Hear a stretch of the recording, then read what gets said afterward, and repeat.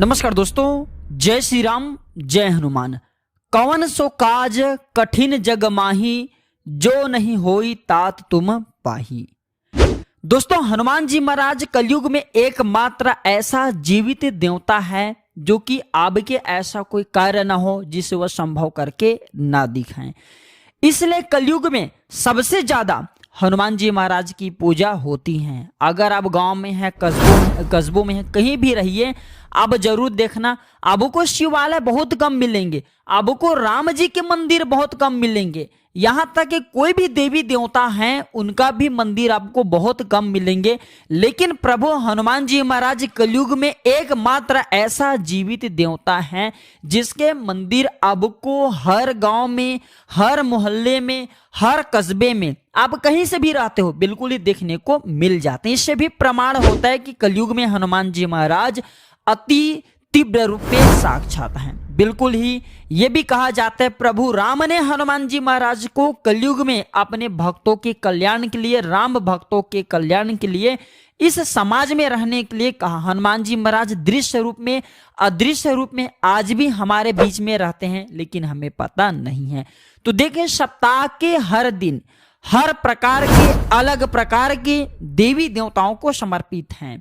तो आज के इस वीडियो में मैं आप लोगों को बताऊंगा मंगलवार के दिन हनुमान जी महाराज को समर्पित होता है, तो मंगलवार के दिन हमें क्या करना चाहिए, क्या नहीं करना चाहिए। आप में से बहुत सारे लोगों ने हमें कमेंट पूछे थे, वही कमेंट का एक वीडियो बना करके आज मैं आप लोगों को जानकारी साझा कर रहा हूं। देखिए, बिल्कुल ही वीडियो मिस मत करना, क्योंकि हनुमान जी महाराज एकमात्र ऐसा कलयुग में जीवित देवता कहे गए हैं जो कि थोड़ी सी पूजा पाठ से प्रसन्न हो जाते हैं। आप कलयुग में कितने भी कोई भी देवी देवताओं को रटते रहिए, यहां तक कि भगवान शंकर का भी आप कलयुग में कितना भी मंत्र का जाप कर लीजिए, वो जल्दी प्रसन्न नहीं होते, क्योंकि भगवान शंकर ने स्वयं कलयुग में जितने भी देवी देवताओं के जपने से जो ऊर्जा प्राप्त होती, सिद्धि प्राप्त होती है, यहां तक कि जो देवी देवताओं के लिए दर्शन, जो मंत्र कहे गए हैं, वैदिक मंत्र कहे गए हैं, सभी मंत्रों को क्लिक करके रखें, केवल हनुमान जी महाराज और साबर मंत्रों को छोड़ करके। तो आज इस वीडियो में विशेष रूप से बताना चाहूंगा, किसी भी प्रकार के आपकी अधूरी मनोकामना आप चाहते हैं कि वह मनोकामना पूरी हो जाए, धन की प्राप्ति चाहिए, पुत्र की प्राप्ति चाहिए, कोर्ट कचहरी में विजय चाहिए, किसी न किसी समस्या से परेशान है, हर समस्या का एक ही उपाय है हनुमान जी महाराज। वीडियो ध्यान से सुनना। वीडियो में आगे बढ़ने से पहले, जानकारी बताने से पहले सभी दर्शकों को कहना चाहूंगा, कमेंट बॉक्स में जय श्री राम, जय हनुमान जरूर लिखना। तो आप में से अधिकतर लोग पूछते हैं कि मंगलवार के दिन कौन से काम नहीं करना चाहिए। देखिए, वैसे मंगलवार के दिन बहुत सारे ऐसे कार्य जिसे करने से वर्जित, हमें बिल्कुल ही कार्य को वर्जित करना चाहिए, हमें नहीं करना चाहिए। खास करके मंगलवार के दिन घर में नमक खरीद करके नहीं लाना चाहिए, और घर में अगर आप खाना खा रहे हैं तो एक्स्ट्रा नमक मांग करके, जो भी सब्जियों उसमें नमक कम है तो एक्स्ट्रा आपको नमक मांग करके नहीं खाना चाहिए। इस दिन पान भी नहीं खाना चाहिए। पान खा करके अगर आप जमीन में थूकते हैं तो इससे हनुमान जी महाराज नाराज होते हैं और आपके कुंडली में मंगल ग्रह कमजोर हो जाते हैं। मैं वीडियो में बताऊंगा कि मंगल ग्रह क्या है। इसके बाद इस वीडियो में जानते हैं मंगलवार को क्या नहीं खरीदना चाहिए। तो मंगलवार को आपको लोहे नहीं खरीदना चाहिए। अगर आप लोहे खरीदते हैं तो आपको आर्थिक समस्या का सामना करना पड़ सकता है। और मंगलवार के दिन कर्जे भी नहीं लेना चाहिए। अगर मंगलवार के दिन कर्जे लेते हैं तो फिर इसे चुकाने में काफी कष्ट होता है, बिल्कुल ही आप चुका भी नहीं पाएंगे, वो कर्जे बिल्कुल ही बढ़ता जाता है। तो ध्यान रखिएगा, कभी भी किसी से कर्जे लेना है तो मंगलवार के दिन आपको कर्जे नहीं लेने हैं। आप में से बहुत सारे लोगों ने बहुत ही सुंदर प्रश्न किए कि मंगलवार के दिन हनुमान जी महाराज को कैसे प्रसन्न करें। तो हनुमान जी महाराज को प्रसन्न करने का बहुत ही साधारण सा तरीका है, वह है मंगलवार के दिन हनुमान जी महाराज को आप जो है श्री राम लिखे ध्वजा चढ़ा दीजिए और हनुमान चालीसा का पाठ करें। कोई भी आपके बड़ी से बड़ी मनोकामना हो, इस उपाय के बाद बड़ी से बड़ी मनोकामना की पूर्ति हो जाते हैं और हनुमान जी महाराज प्रसन्न हो जाते हैं। आप में से बहुत सारे लोग हमें कमेंट करके पूछ रहे थे कि गुरुजी ये बताइए हनुमान जी महाराज को खाने में क्या पसंद है, हम कौन सी हनुमान जी महाराज को चीज चढ़ाएं। तो देखिए दर्शकों, हनुमान जी महाराज को 3 तरह के लड्डू पसंद हैं। एक जो है केसरिया बूंदी, जो बूंदी का लड्डू होता है केसरिया कलर का, वो बहुत पसंद है हनुमान जी महाराज को। दूसरा जो बेसन के लड्डू होता है वो बहुत पसंद है। और हनुमान जी महाराज को तीसरा जो लड्डू है वो है मलाई मिश्री का लड्डू। जी हाँ, जो मलाई का लड्डू होता है वो हनुमान जी महाराज को बहुत पसंद है। हनुमान जी महाराज को चढ़ा दीजिए। फिर आप जो अपना मनोकामना बोलिए, मनोकामना बोलते हुए एक काम जरूर करना, हनुमान जी महाराज को इसे चढ़ाते हैं बाद में इसे थोड़ा बहुत ला करके गरीबों में आपको बांट देना है। लड्डू चढ़ाने से ऐसा माना जाता है, हमने 3 तरह के लड्डू बताए, से पापी ग्रह आपके अगर कुंडली में बैठा नुकसान करे वो भी नुकसान करना बंद कर देते हैं। हनुमान जी महाराज की पूजा करने से क्या फल प्राप्त होता है बताइए गुरुजी। आप में से अधिकतर लोग कमेंट करके पूछ रहे थे। देखिए, हनुमान जी महाराज की पूजा करने से वह फल आपको प्राप्त होगा जिस फल की आप कामना नहीं कर सकते। जैसे कि अगर आपकी बुद्धि बहुत ही कमजोर है, बुद्धि फास्ट हो जाते, कहते हैं ना कि बुद्धि न तनु जान के सुमरा पवन कुमार, बल बुद्धि विद्या देहु मुहि हरहु कलेश विकार। हनुमान जी महाराज को बुद्धि का दाता भी कहा जाता है। हनुमान जी महाराज से हमें यह भी सीख लेना चाहिए कि हनुमान जी महाराज ने उचित समय में अपने सही बुद्धि का प्रयोग किए थे। हनुमान जी महाराज ने रावण जैसे दुराचारी का भी संहार किए थे, लंका का भी दहन किए थे।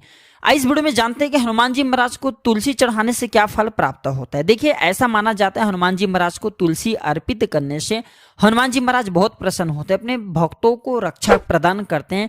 यहाँ तक ये भी कहा जाता है हनुमान जी महाराज को अगर राम लिखे, तुलसी के पत्ते पे आपको राम लिखने और इसे हनुमान जी महाराज को समर्पित कर देना है तो बड़े से बड़े मनोकामना की पूर्ति होता है। चाहे आपकी वह मनोकामना कुछ भी क्यों ना हो, हनुमान जी महाराज उस मनोकामना की बिल्कुल ही आपकी पूर्ति करा देते हैं। इसके बाद आप में से बहुत सारे लोग पूछ रहे थे कि गुरुजी ये बताइए हनुमान जी की जो पूछ है वो कौन है। तो जो अष्ट सिद्धि 9 निधि के दाता हनुमान जी महाराज कहे जाते हैं, एक कथा के अनुसार हनुमान जी महाराज की पूछ माता पार्वती की ही स्वरूप कहे गए हैं।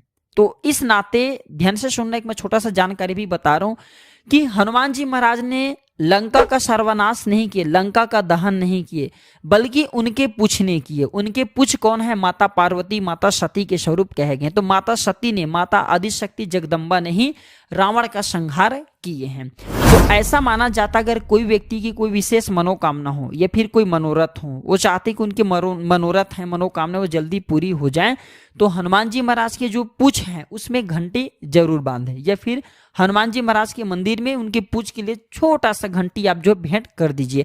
आपकी जो मनोकामना हो, धन की मनोकामना हो, धन की प्राप्ति हो जाएंगे। जो भी मनोकामना हो, चाहे कोई भी मनोकामना, कोर्ट कचहरी का मामला हो, उसमें भी विजय की प्राप्ति होती है।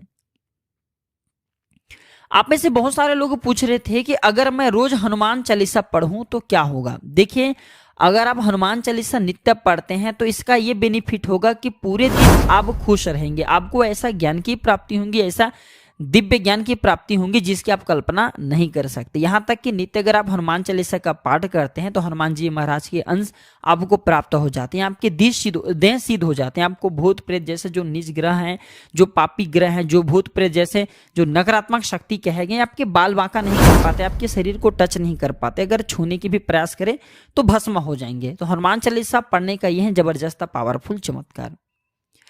आप में से बहुत सारे लोग ये भी पूछ रहे थे कि हनुमान चालीसा पढ़ते समय उबासी क्यों आते हैं। देखिए, अगर आप हनुमान चालीसा पढ़ते हैं तो सर्वप्रथम ये ध्यान रखिए कि आपके शरीर में कुछ न कुछ पाप शक्तियां विद्यमान होती, क्योंकि यह कली काल है, कलयुग कहे गए हैं। तो हमारे शरीर में जो गंदे विचार होते हैं, जो बुरी शक्तियां होती हैं, या फिर जो मन में पाप विचार होती हैं, अगर हनुमान चालीसा पढ़ते हैं, पाठ करते हैं, तो ये उबासी के रूप में शरीर से बाहर निकलती हैं। बिल्कुल, आप जो भी पाठ करिए, पूजा करिए, पूजा करते समय भी उबासी आती है। क्यों आती हैं? क्योंकि नकारात्मक चीज है हमारे शरीर से, हमारे देश से बाहर निकलती है। ये घबराने वाली कोई बात नहीं है। हनुमान चालीसा किसके लिए अच्छा है? तो तन और मन, अगर आप दोनों की शुद्धता करना चाहते हैं और ज्ञान की बिल्कुल ही गहराई में जाना चाहते हैं तो हनुमान चालीसा आपके लिए बहुत ही अच्छे हैं। हनुमान जी महाराज को कौन सा फूल पसंद है बताइए गुरुजी करके आप में से बहुत सारे लोग कमेंट करके पूछ रहे थे। तो एक पौराणिक मान्यता के अनुसार, कथा के अनुसार, हनुमान जी महाराज को लाल कलर की पुष्प बहुत प्रिय हैं। लेकिन यह भी कहा जाता है हनुमान जी महाराज को गेंदा और लाल गुलाब की पुष्प बहुत प्रिय है। अगर हनुमान जी महाराज को प्रसन्न करना चाहते हैं तो गेंदा की पुष्प की माला बना करके हनुमान जी महाराज को चढ़ाइए। हनुमान जी महाराज के फोटो घर के कौन सी दिशा में लगाना चाहिए? तो पौराणिक कथा के अनुसार भगवान हनुमान जी महाराज का प्रभाव दक्षिण दिशा में सबसे ज्यादा होता है। अगर आपके घर का वास्तु बहुत ही खराब है तो आप इसे दक्षिण दिशा में लगाइए। ये हनुमान जी महाराज के दिशा है। दक्षिण दिशा में लगाने से क्या फायदा मिलता है कि हनुमान जी महाराज के जो दक्षिण मुखी स्वरूप कहे गए हैं, शत्रु नाश के लिए कहे गए हैं। आपके घर में बाधा है, नकारात्मक शक्ति आती है तो बिल्कुल ही उसे समाप्त कर देता है।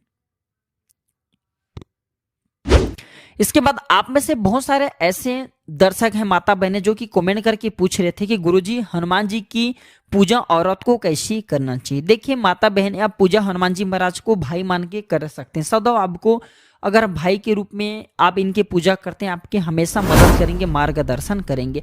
आप हनुमान जी महाराज के लिए माला बना करके रख सकते हैं, आप उन्हें पंडित को चढ़ाने के लिए बोल सकते हैं। आप हनुमान जी को राम लिखा जो कहा जाए पान के पत्ते हैं वो समर्पित कर सकते हैं। हनुमान जी महाराज को आप जो है चोला, किसी योग्य ब्राह्मण को चोला आप अपने घर से ले जा सकते हैं। सिंदूर हैं, चमेली तेल हैं, वो जा करके किसी हनुमान मंदिर में दीजिए, बिल्कुल ही कोई भी पंडित वहां पे चढ़ा देंगे। लेकिन आपको खुद हनुमान जी महाराज को टच नहीं करना है, हनुमान जी महाराज को स्पर्श नहीं करना है, इससे दोष लगते हैं, आपके जीवन में फिर मंगल दोष लग जाएंगे। यहाँ तक कि ये भी माना जाता है हनुमान जी महाराज के अगर कोई माता बहनें उनके जो मूर्ति उन्हें टच कर देते हैं, स्पर्श कर देते हैं, तो हनुमान जी महाराज बहुत क्रोध हो जाते हैं। फिर ऐसे माता बहनें के जीवन में फिर तबाह ला देते हैं, अर्थात इनके जो पति हैं बहुत बीमार पड़ जाते हैं, उनके जीवन में बर्बादी आ जाती है, कष्ट आ जाती हैं। तो इस बात का विशेष ध्यान रखें। क्या हम हनुमान जी की मूर्ति घर में रख सकते हैं? बिल्कुल ही आप हनुमान जी महाराज की मूर्ति अपने घर में रख सकते हैं। शयन कक्ष में हनुमान जी महाराज की तस्वीर या मूर्ति आपको नहीं रखनी, पूजा घर है वहां पे रख सकते हैं। और जहाँ पे शौचालय है, फिर बाथरूम है, जहाँ पे आप हनुमान जी महाराज की मूर्ति रखना चाहते हैं वहां पे शौचालय और बाथरूम नहीं होना चाहिए, इस बात का विशेष ध्यान रखना, अन्यथा हनुमान जी महाराज बहुत ही जल्दी रुष्ट होते हैं। हनुमान जी महाराज को अगर आप प्रसन्न करना चाहते हो, उनकी कृपा प्राप्त करना चाहते हो, तो मंगलवार के दिन बूंदी का भोग जरूर लगाना, बेसन के लड्डू का भोग लगा सकते हैं। हनुमान जी महाराज को सिंदूर बहुत प्रिय है।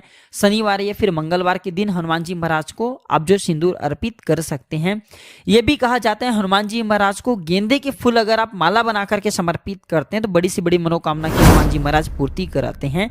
और यहाँ तक ये भी कहा गया है जो हनुमान जी महाराज हैं, अगर आप इसे राम लिखा लाल कलर की जो ध्वजे होते हैं उसमें राम लिखा हनुमान जी महाराज को झंडा समर्पित करते हैं, ध्वजा समर्पित करते हैं, तो बहुत हनुमान जी महाराज प्रसन्न होते हैं। आशा करता हूं कि मंगलवार के दिन हनुमान जी महाराज को किए जाने वाले, हनुमान जी महाराज के समर्पित जो उपाय होते हैं, किए जाने वाले उपाय बताए हूं। हनुमान जी महाराज के लिए आपको क्या सावधानी रखना चाहिए, जो जानकारी बताए हूं, ये जानकारी आपके जीवन में मंगलमय एवं कल्याणकारी साबित जरूर होंगे। आज की जानकारी पर समाप्त करता हूं दर्शकों। वीडियो देखने के लिए धन्यवाद। नमस्कार।